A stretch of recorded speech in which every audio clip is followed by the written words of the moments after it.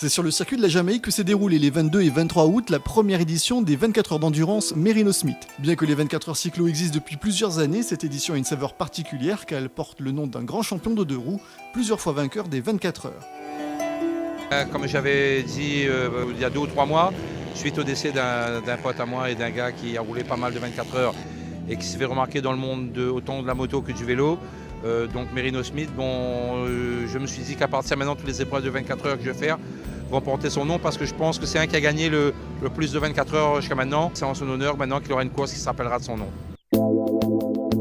Et pour ceux qui ne connaissaient pas Merino Smith, petit hommage par son frère Géraldi. Merino, c'était un passionné du deux roues, donc il touchait un petit peu à tout, au vélo, à la moto et au trial. Donc il a débuté par le vélo et ensuite il s'est mis vite fait à la moto grâce un peu à Monsieur Waro de chez Moto 2000 et Monsieur Bebo. Et ensuite il a fait son petit bout de chemin tout seul.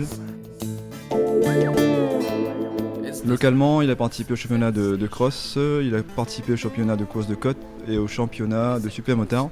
Et ensuite, on va dire international, il a eu la possibilité de participer au Guidon d'Or à Biassy, à Paris. En vélo, pareil, localement, il était multiple champion de la Réunion en plusieurs fois. Et ensuite, il a participé au championnat de France, où il a fini 3e. Il a participé à une Coupe du Monde en Australie. Il a fini dans les 10 premiers, si je ne me trompe pas. C'était un passionné du deux roues et de la mécanique. Il a touché aussi au karting.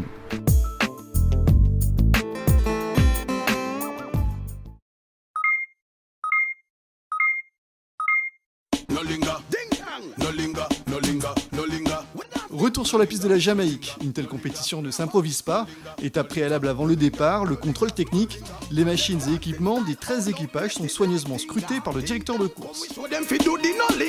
Alors lumière, fait péter et on regarde le coupe machin. Alors le contrôle technique, lui, s'adresse bien sûr au véhicule et disons au matériel. Bon, c'est une course qui est ouverte à plusieurs catégories, donc il faut qu'on contrôle que les véhicules qu'on prend pour cette manifestation correspondent aux normes de chaque catégorie.